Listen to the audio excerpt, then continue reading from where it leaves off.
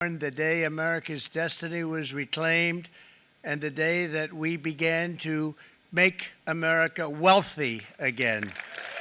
We're going to make it wealthy, good and wealthy. For decades, our country has been looted, pillaged, raped, and plundered by nations near and far, both friend and foe alike. American steelworkers, auto workers, farmers, and skilled craftsmen, we have a lot of them here with us today. They really suffered gravely. They watched in anguish as foreign leaders have stolen our jobs, foreign cheaters have ransacked our factories, and foreign scavengers have torn apart our once beautiful American dream. We had an American dream that you don't hear so much about. You did 4 years ago, and you are now, but you don't too often, and for many years and decades even, you didn't hear too much about. Our country and its taxpayers have been ripped off for more than 50 years, but it is not going to happen anymore. It's not going to happen. In a few moments, I will sign a historic executive order instituting reciprocal tariffs on countries throughout the world. Reciprocal, that means they do it to us and we do it to them. Very simple. Can't get any simpler than that. This is one of the most important days, in my opinion, in American history. It's our declaration of economic independence. For years, hardworking American citizens were forced to sit on the sidelines as other nations got rich and powerful, much of it at our expense. But now it's our turn to prosper, and in so doing, use trillions and trillions of dollars to reduce our taxes and pay down our national debt, and it'll all happen very quickly. With today's action, we are finally going to be able to make America great again, greater than ever before.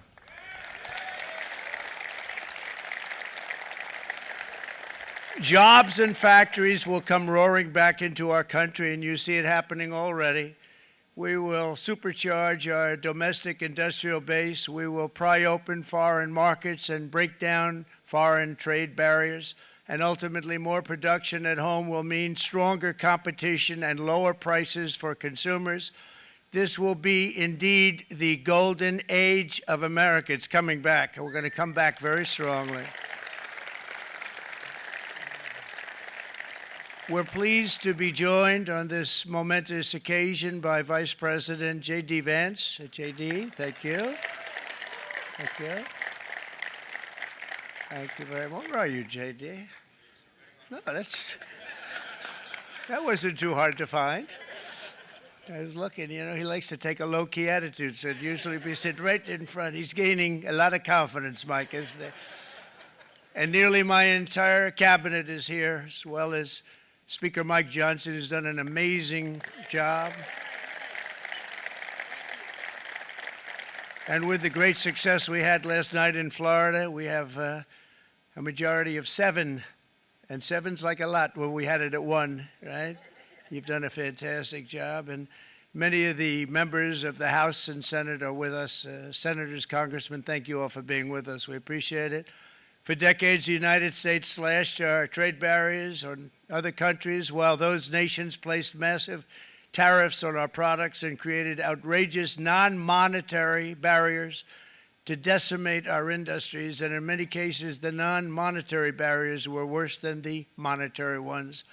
They manipulated their currencies, subsidized their exports, stole our intellectual property, imposed exorbitant VAT taxes to disadvantage our products, adopted unfair rules and technical standards, and created filthy pollution havens. They were absolutely filthy, but they always came to us and they said, we're violating, we should pay for it. It's all detailed in a very big report by the U.S. Trade Representative on foreign trade barriers, and I'll just hold it up for you. It's available, and you don't have to pay too much. As I understand it, you'll pay nothing.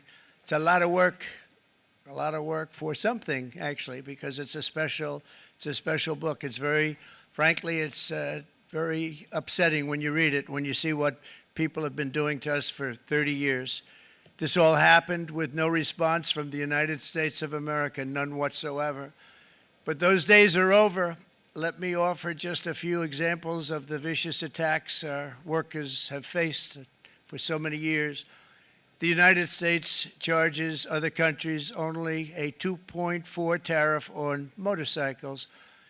Meanwhile, Thailand and others are charging much higher prices, like 60%. India charges 70%. Vietnam charges 75%, and others are even higher than that. Likewise, until today, the United States has for decades charged a 2.5 tariff. Think of that, 2.5% on foreign-made automobiles. The European Union charges us more than 10% tariffs, and they have 20% VATs, much, much higher. India charges 70%, and perhaps worst of all are the non-monetary restrictions imposed by South Korea, Japan, and very many other nations. As a result of these colossal trade barriers, 81% of the cars in South Korea are made in South Korea. 94% of the cars in Japan are made in Japan. Toyota sells 1 million foreign-made automobiles into the United States, and General Motors sells almost none. Ford sells very little. None of our companies are allowed to go into other countries. And I say that, friend and foe, and in many cases, the friend is worse than the foe in terms of trade. But such horrendous imbalances have devastated our industrial base and put our national security at risk. I don't blame these other countries at all for this calamity. I blame former presidents and past leaders who weren't doing their job. They let it happen, and they let it happen to an extent that nobody can even believe. That's why, effective at midnight, we will impose a 25% tariff on all foreign-made automobiles.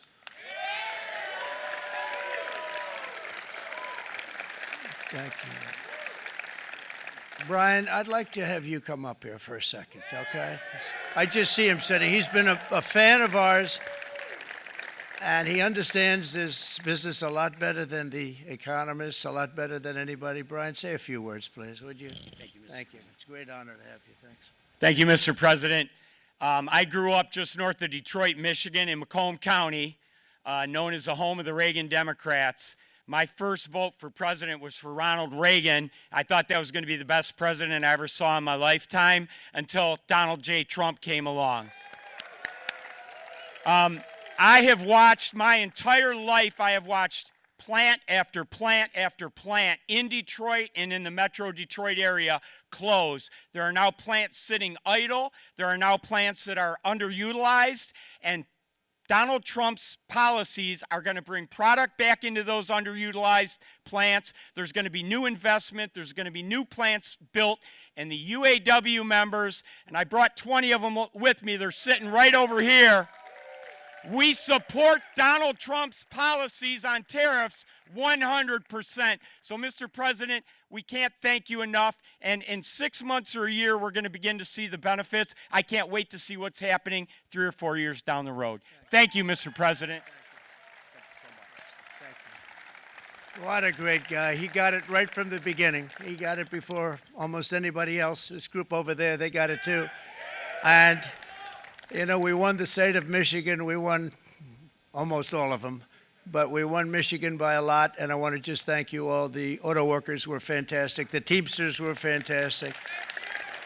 Everyone was pretty good, I will tell you. Thank you very much. I appreciate it.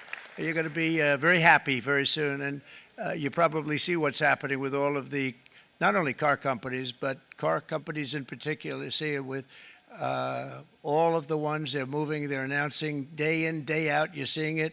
Nobody's ever seen anything like that. With today's actions, we're also standing up for our great farmers and ranchers who are brutalized by nations all over the world. Brutalized. Canada, by the way, imposes a 250 to 300% tariff on many of our dairy products. They do the first can of milk. They do the first little carton of milk at a very low price, but after that it gets bad, and then it gets up to 275, 300%. So when they're figuring what's Canada charging, they say, oh, about 2%, 3%. But take a look at what happens down the road. When you look a little bit, it's not a pretty picture, and we don't like it, and it's not fair. It's not fair to our farmers. It's not fair to our country. And with countries like Canada, we subsidize a lot of countries and keep them going and keep them in business. In the case of Mexico, it's $300 billion a year. In the case of Canada, it's close to $200 billion a year. And I say, why are we doing this? Why are we doing this? I mean, at what point do we say, you got to work for yourselves and this is why we have the big deficits. This is why we have that amount of debt that's been placed on our heads over the last number of years, and we're really not taking it anymore. Through non-tariff barriers, the European Union bans imports of most American poultry. You understand? They say, we want to send you our cars, we want to send you everything, but we're not going to take anything that you have. Australia bans, and they're wonderful people and wonderful everything, but they ban American beef, yet we imported $3 billion of Australian beef from them just last year alone. They won't take any of our beef. They don't want it because they don't want it to affect their farmers. And you know what? I don't blame them, but we're doing the same thing right now, starting about midnight tonight, I would say. And China charges American rice farmers an overquota, it's called, a tariff rate of 65%. South Korea charges 50, actually they charge different, from 50% to 513%. And Japan, our friend, charges us 700%. But that's because they don't want us selling rice and other things. Who can blame them, Madam Secretary? Agriculture, great job you did on eggs, by the way. The egg prices came down 50%. You got them down 50% once we got involved. They were going through the sky. The egg prices, they were going through the sky, and you did a fantastic job. Now we have lots of eggs, and they're much cheaper, down about 59% now, and they're going down further. We charge 2.8% for so many things that other countries are charging 200%, 300%, and 400% for. If imposing tariffs and protective barriers made nations poor, then every country on earth would be racing to eliminate these policies, and China would be the first on line. They run a very strong country, but they're not first in line, and the American people are paying a very big price. From 1789 to 1913, we were a tariff-backed nation, and the United States was proportionately the wealthiest it has ever been. So wealthy, in fact, that in the 1880s, they established a commission to decide what they were going to do with the vast sums of money they were collecting. We were collecting so much money so fast, we didn't know what to do with it. Isn't that a nice problem to have? What do you think, Marco? Good problem? Marco would love that problem. But we don't have that problem anymore, but we're not going to have it very much longer, I will tell you. But they collected so much money, they actually formed a commission to determine what they were going to do with the money, who they were going to give it to, and how much. Then in 1913, for reasons unknown to mankind, they established the income tax so that citizens, rather than foreign countries, would start paying the money necessary to run our government. Then in 1929, it all came to a very abrupt end with the Great Depression, and it would have never happened if they had stayed with the tariff policy. It would have been a much different story. They tried to bring back tariffs to save our country, but it was gone. It was gone. It was too late. Nothing could have been done. It took years and years to get out of that depression, far longer than even FDR had that office right over there for a long period of time. The ramp system, that's rather intricate, was built because of him, and every time you walk up, you think of him, and he did a great job in many ways, but it lasted long beyond his terms, as you know. But it's not too late any longer, and we're going to start being smart, and we're going to start being very wealthy again. We're going to be wealthy as a country because they've taken so much of our wealth away from us. We're not going to let that happen. We truly can be very wealthy. We can be so much wealthier than any country. It's not even believable, but we're getting smart. Nearly a century later, in the face of unrelenting economic warfare, the United States can no longer continue with a policy of unilateral economic surrender. We cannot pay the deficits of Canada, Mexico, and so many other countries. We used to do it. We can't do it anymore. We take care of countries all over the world. We pay for their military. We pay for everything they have to pay, and then when you want to cut back a little bit, they get upset that you're not taking care of them any longer. But we have to take care of our people, and we're going to take care of our people first, and I'm sorry to say that.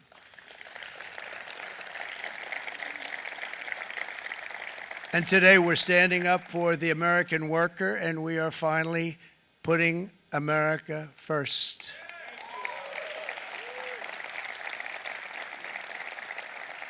In Sleepy Joe Biden's last year in office, the United States hemorrhaged 100,000 manufacturing jobs, and the number was going through the roof at levels never seen before. And our trade deficit reached a record $1.2 trillion, which is unheard of. Since the beginning of NAFTA, the worst trade deal ever made, it was a horror show. I was able to terminate it. They all said you'd never be able to get it out. We had to get approval from Congress to get it terminated. We had to live with that deal. It was the worst trade deal ever made by far. But since the very beginning of NAFTA, our country lost 90,000 factories. Think of what that is, 90,000. Think about putting a map up and putting tax on it. You wouldn't have enough room. 90,000. I said, is that possible? We had it checked 4 different times, and it was actually somewhat higher than that. And 5 million manufacturing jobs were lost while racking up trade deficits of $19 trillion. That was the worst trade deal ever made. As a result of these gigantic losses, foreign nations now own $26 trillion more of American assets than think of this, than the Americans own of their own foreign assets or other foreign assets. The United States can no longer produce enough antibiotics to treat our sick. We have a tremendous problem. We have to go to foreign countries to treat our sick. If anything ever happened from a war standpoint, we wouldn't be able to do it. We import virtually all of our computers, phones, televisions, and electronics. We used to dominate the field, and now we import it all from different countries. A single shipyard in China now produces more ships every year than all of the American shipyards combined. Think of that. And it was a business that we used to dominate. We used to dominate it totally. In short, chronic trade deficits are no longer merely an economic problem. They're a national emergency that threatens our security and our very way of life. It's a very great threat to our country. And for these reasons, starting tomorrow, the United States will implement reciprocal tariffs on other nations. It's been a long time since we even thought of that. We used to think about it a lot. We didn't think about it for many decades, and you see what's happened. For nations that treat us badly, we will calculate the combined rate of all their tariffs, non-monetary barriers, and other forms of cheating. And because we are being very kind, we're kind people, very kind. You're not so kind when you got ripped off with your salaries. My auto worker friends and my Teamster friends and all of the unions that typically voted Democrat, they're not voting Democrat anymore because worker, whether union or non-worker, they're for the Republicans now. That's what happened. But we will charge them approximately half of what they are and have been charging us. So the tariffs will be not a full reciprocal. I could have done that, yes, but it would have been tough for a lot of countries who didn't want to do that. I'd like to see the chart if you have it. Could you bring it up, Howard? This is our great Secretary of Commerce, Howard Lutnick. Thanks, Howard.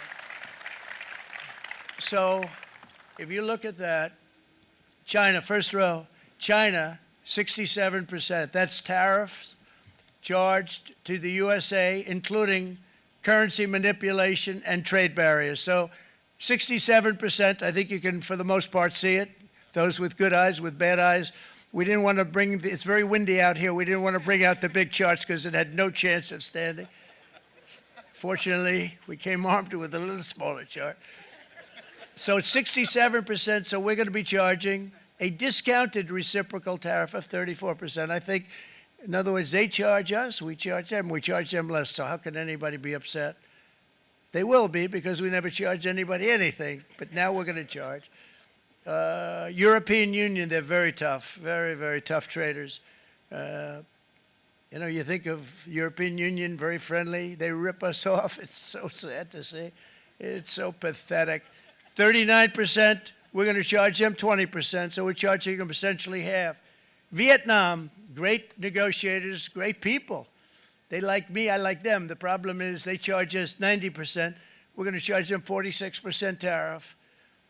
Taiwan, where they took all of our computer chips and semiconductors. We used to be the king, right? We were everything. We had all of it. Now we have almost none of it, except the biggest company is coming in. We're going to end up with almost 40%. Lee Zeldin's working to get their approvals. And it's an amazing company. Mr. Wei, of one of the great companies of the world, actually. They're coming in from Taiwan, and they're going to build one of the biggest plants in the world, maybe the biggest for that. But 64%, we're going to charge them 32%. Japan, very, very tough, great people.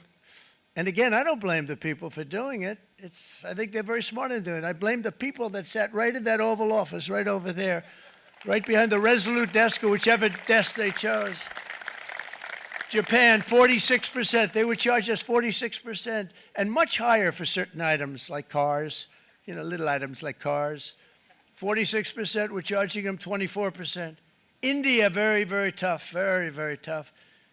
The Prime Minister just left, and he's a great friend of mine, but I said, you're a friend of mine, but you're not treating us right. They charge us 52%. You have to understand, we charge them almost nothing for years and years and decades, and it was only 7 years ago when I came in, we started with China and charged them. We took in hundreds of billions of dollars from China in tariffs, and they understood, honestly. President Xi understood. He said, look, I understand, and the other countries, and they all understand.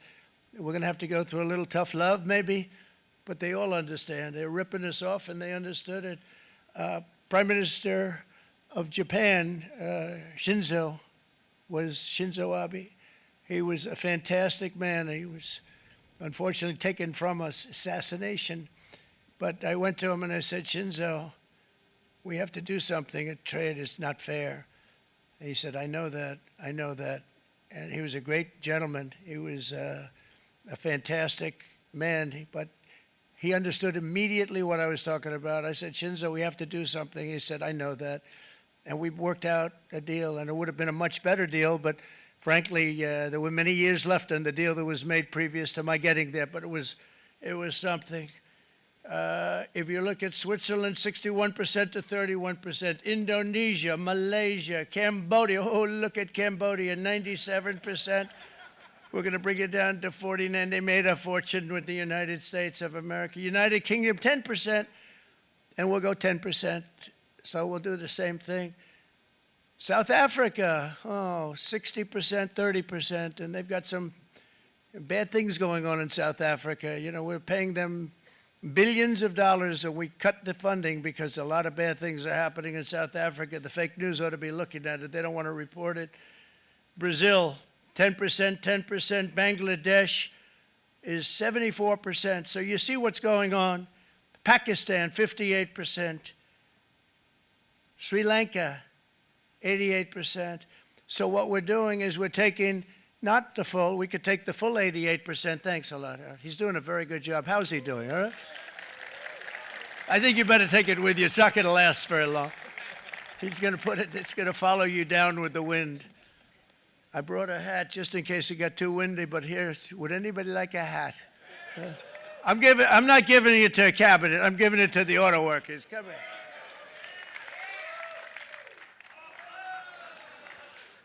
Thank you, fellas. Get it. That's it. That's it. They deserve it more than our cabinet. Our cabinet has plenty of hats. But you see the numbers. The numbers are so disproportionate. They're so unfair. At the same time, we will establish a minimum baseline tariff of 10%. You notice that on the chart. And that'll be on other countries to help rebuild our economy and to prevent cheating. So we're going to have a minimum of cheating, and we're going to be very severe on the people that at the gate that watch the tariffs and watch the product coming in, because there's been a lot of bad things happening at the gate because the money is so enormous that you're talking about. There's never been probably anything like it in terms of the enormity. and there are a lot of bad things happen at the people that do the check-in, and they're looking at 10-year jail sentences if they do play. We're going to treat them so good, but if they cheat, the repercussions are going to be extremely strong. Foreign nations will finally be asked to pay for the privilege of access to our market, the biggest market in the world. We're right now the biggest market in the world. We had a great country 4 years ago in terms of the economics. We were doubling up on China. We were doing so well. Nobody was going to catch us, but so much of it slipped away over the last 4 years under Biden. I campaigned on this policy throughout last year, and today that promise was made, and it was also a promise, as you know, that was kept. Promises made, promises kept. To any company that objects to our common sense reciprocal tariffs, again, reciprocal, back and forth, back and forth. And I call this kind reciprocal. This is not full reciprocal. This is kind reciprocal.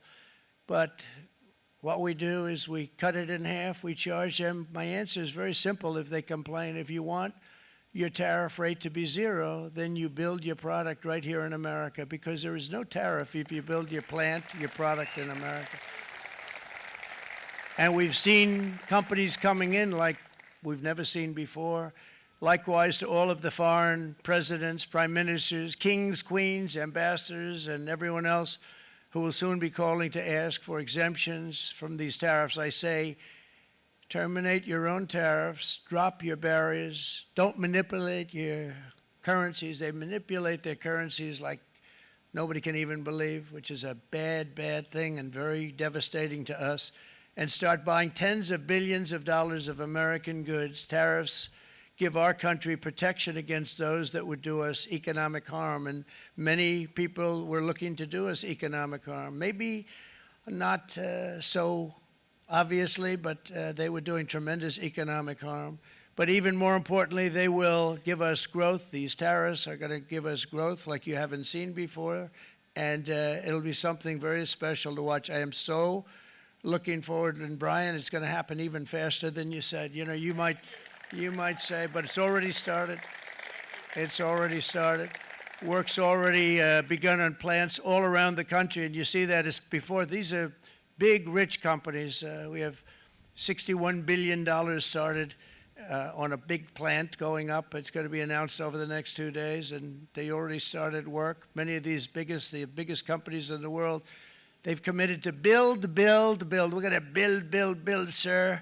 And they came here to see me, and they wanted to know if they could have a press conference. I do as many as I can. I'm pretty busy trying to stop Russia and Ukraine and the Middle East. We got to stop that. We got to stop the Houthis, which we're making tremendous. They like shooting ships down and out of the water, sinking ships. They get a kick out of it, but they're not getting such a kick out of it now, are they, Mr. Secretary? They're not getting such a kick out of that now. But here are just a short list of some of the companies that have already announced and committed to investment. And this is a company that built its factories and its plants in China. Apple is going to spend $500 billion. They never spent money like that here. They're going to build their plants here. SoftBank, OpenAI, and Oracle, great companies, are investing $500 billion almost immediately. NVIDIA, a hot company, is investing hundreds of billions of dollars. They just announced. TSMC, the biggest, most important company in the world of chips from Taiwan, with no investment from us, is investing $200 billion. And they said the reason was, number one, the election of November 5th, and number two, the tariffs. They don't want to pay the tariffs, and the way they're not paying it is to build their plant here. So we're going to go from almost no percentage. We used to have 100% of the chip market. Now it's all in Taiwan. Almost all of it's in Taiwan, a couple of other countries, but mostly in Taiwan. And think of it, we had 100%. We lost it because of people in that office that didn't do their job. They allowed it to be stolen from us. Johnson & Johnson, great company, $55 billion. Eli Lilly, $27 billion. Meta is investing $500 billion. Wow.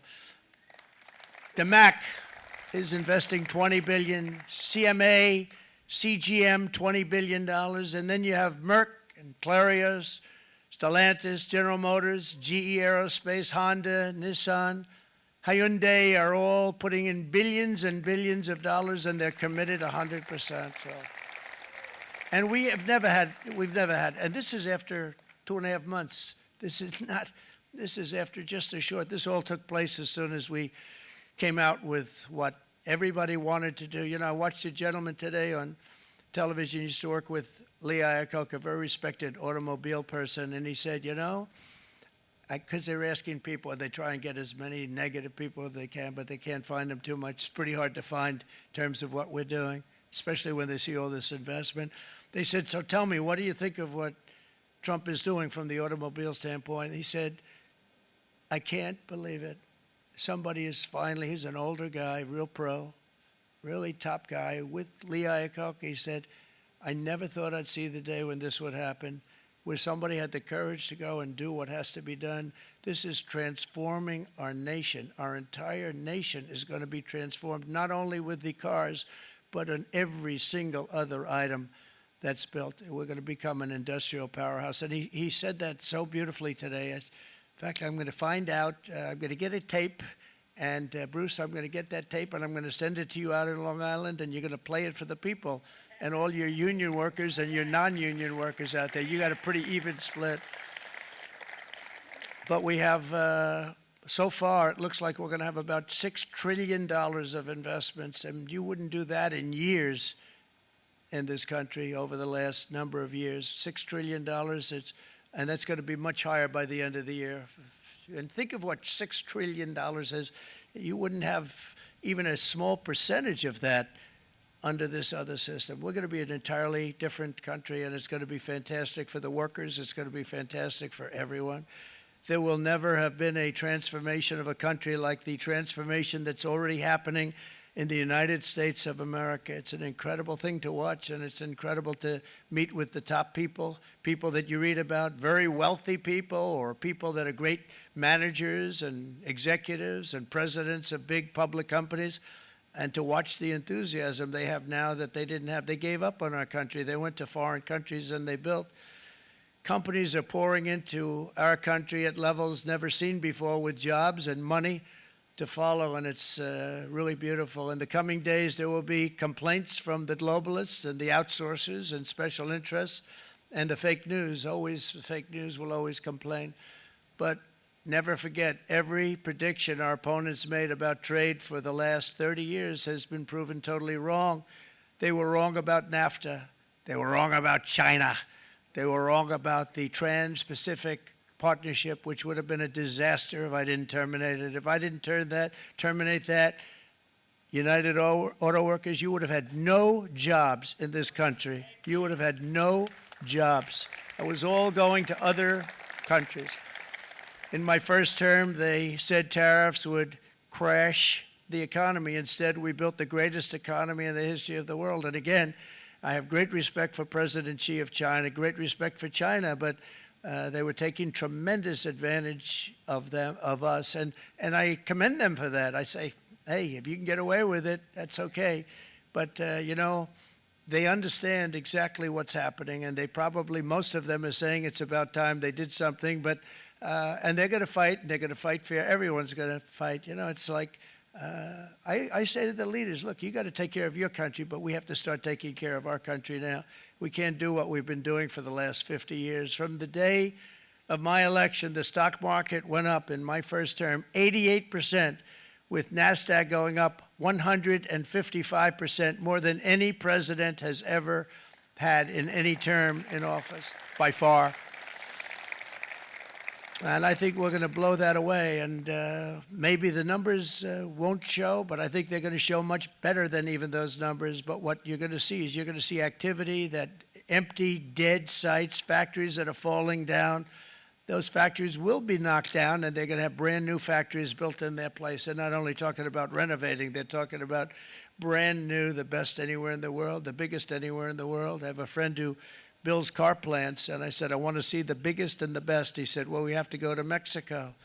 I said, no, I want to see it in the United States. He said, we're not building them in there. This is a year and a half ago during the campaign. He said, we're not building it. You'd have to go to Mexico.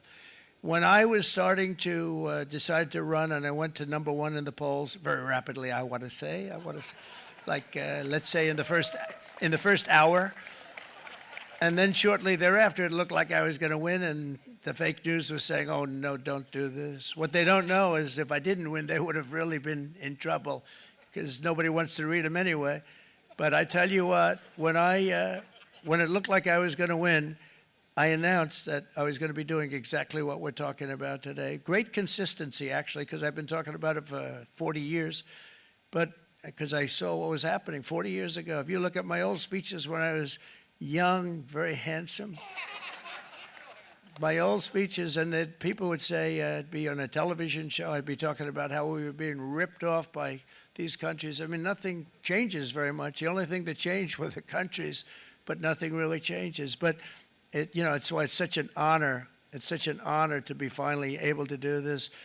If you look at China, I took in hundreds of billions of dollars in my term, hundreds of billions. They never paid 10 cents to any other president, and yet they paid hundreds of billions, so much so that Biden couldn't do anything. They wanted to try and terminate it because he had a very special relationship with China.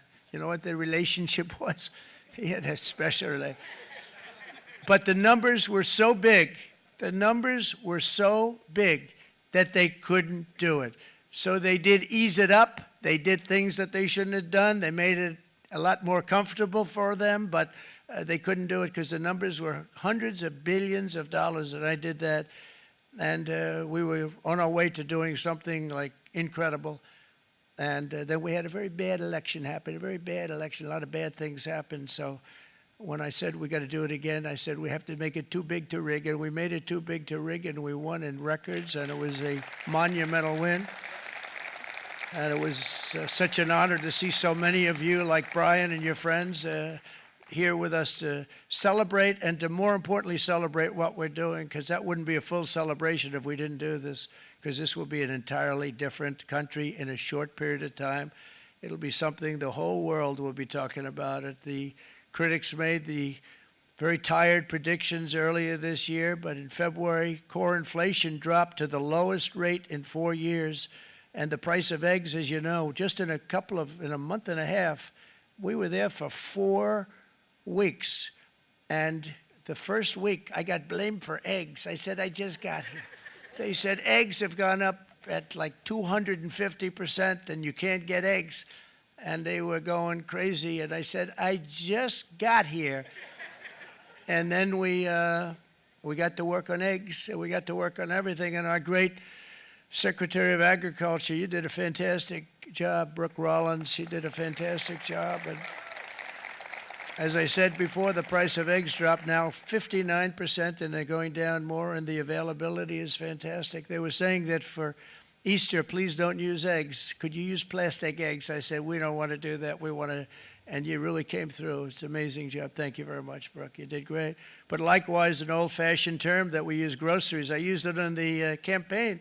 It's such an old-fashioned term, but a beautiful term, groceries. It sort of says a bag with different things in it. Groceries went through the roof, and I campaigned on that. I talked about the word groceries for a lot, and energy costs now are down. Groceries are down. Gasoline is way under $3, and people are beginning to be able to buy things and live again. We brought prices way down. We created 10,000 already in a few weeks, new manufacturing jobs. And it was that took place in 1 month, numbers that they haven't seen in a long time. We had virtually no inflation under my term. We had virtually no inflation for 4 years, but after transitioning over to Sleepy Joe, it went from almost non-existent to the highest in the history of our country.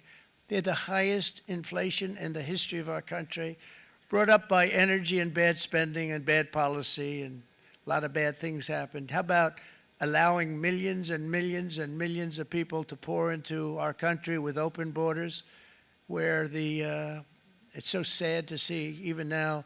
And I see our great secretary you have done. Stand up, please, Christy. Stand up. Christy Noem and Tom Homan. These people are doing a great job, but gotten them out in records. We have problems with judges that don't want them to go out. They want Tren de Aragua, and they want MS-13, the most vicious gangs ever. Nobody's ever seen anything like it. Absolute killer gangs. They kill people. They don't even think about it. And we put them out, and we have judges now, radical left judges that they don't want them to go out. They want them to even be brought back. Let's bring them back. You've done a fantastic job, and please thank everybody. Homeland Security, thank everybody. Appreciate it. And we now have a border that's the best border that we've ever had, even better than it was my first term. My first term we did good, but this one we really specialized in. We've done really well. And we had records then. We had the best, safest border. 4 years ago, we had the best border there ever was. And now we have, you've actually matched it and done even better. And we're going to get it down the right way. And we want people, by the way, to come into our country, but we want to come in through a legal process. We want them to come in legally. We need more people. We need people to run these plants and to help the auto workers and the Teamsters and the non-union people and everybody else. But we need people, and the farmers. And we're going to let people come in, but they want to come in. We want them to come in legally. They have to have the capability of loving our country, not people that hate our country. We don't want them in our country. And now we're going to pass the largest tax cuts in American history, and that's where we're relying on Mike and John Thune. And we will not cut Social Security, Medicare, or Medicaid benefits, and the Democrats will, because if they got in, the entire economy would collapse. This country was heading for a collapse under the people that you saw. They were horrible. I think one of the reasons people like the job, I have my highest approval ratings because I think they're comparing me to the worst administration in the history of our country, so I appreciate that at least. But Speaker of the House Mike Johnson and Senate Majority Leader, appreciate it, Mike. John Thune have been fantastic, by the way. But they've been working tirelessly on taking the next step to pass the plan for our one big, beautiful bill. I'd like to name it that if you can. One big, beautiful. I made that statement about 6 months ago, and everybody calls it one big, beautiful bill. And it will be that. It'll have everything, the big tax cuts and every incentive there is. And it'll be fantastic. And by the way, for the cars, we're asking for an interest deduction on a loan. So if you build the car, only in America we do it, Brian. If the car's not built in America, you don't get the interest rate deduction. But if you build the car in America, if you buy a car, if it's built in America, then you get an interest rate deduction, tax deduction, and that's a big thing. It's going to be a big thing. I think that's going to pay for itself very quickly, that deduction. Never happened. We've never had anything like that before. Somebody said, where do you get the idea? Because it's so basic. You would think that would have happened a long time ago. It never did, and I'm very happy it didn't, because now I can say that was my idea. But we're going to get us closer to the debt extension. We have to get the debt extension passed, and I know you're going to be able to do that, Mike, and it's very important that you do that. And all of the other things that the Senate budget plan gives us, along with working, because I know they're working together, John and Mike, and the two bills are going very well together. We need to get our shared priorities done, including certain permanent tax cuts. We want the tax cuts to be permanent, spending cuts, energy and historic investments in defense, border, and so much more. We're covering everything. These will be phenomenal. There'll be no bill like this going to straighten. One bill is going to straighten out our country for many, many years to come. And we said, let's just do it and let's get it done. And some guys will love it and some guys will like it a little bit less because they're not getting what they were exactly looking for, but they're getting a lot. They'll never, if we get this done, it'll be the most incredible bill ever passed in the history of our Congress and Senate and congressmen, the senators and the congressmen, many of whom are here today, will be very proud of themselves. I really believe that.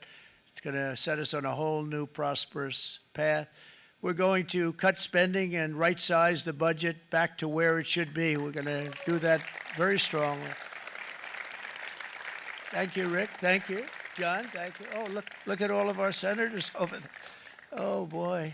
That's a nice group of people. But I won't like them so much if they don't get this bill done. That's a great group. And Congressman, thank you very much. I appreciate it. Tremendous people.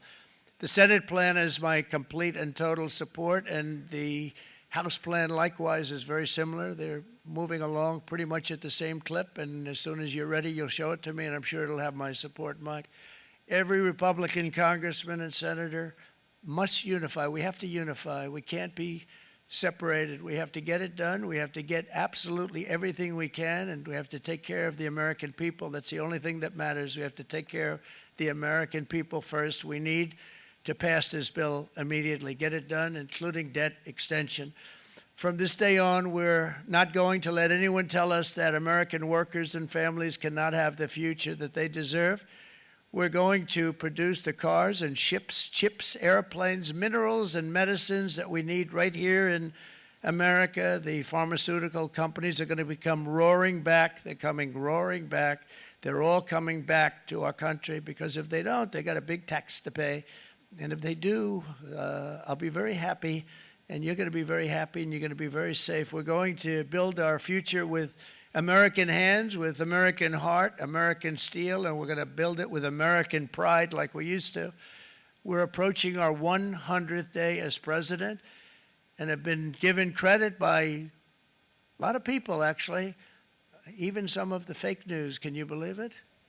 Which in this case hopefully isn't fake, for having done more in that time than any other administration in the history of our country in the first 100 days. I think we've had an amazing, in terms of what we've done, what we've gotten accomplished. I'd like to see if we can get that war ended and another war from not starting in the Middle East. We have to get Russia. They're losing 2,000 on average, 2,500 people a day, young people, soldiers, Russian. Think of that, 2,500 through some days, but on average, probably over about a 1 week period, it's 2,712, they say. They're losing those soldiers. They're dying. They're being decimated. And they're not from our country, but they're from other countries. But they're human beings. They're from Russia. They're from Ukraine in this period, most of them. And we're going to get it stopped. It's a senseless war that would have never happened if I was president, and it shouldn't be allowed to go on. And I think we're being given good cooperation by Russia and by Ukraine, but we have to get it stopped. It's humanity. It's humanity. It's a terrible thing.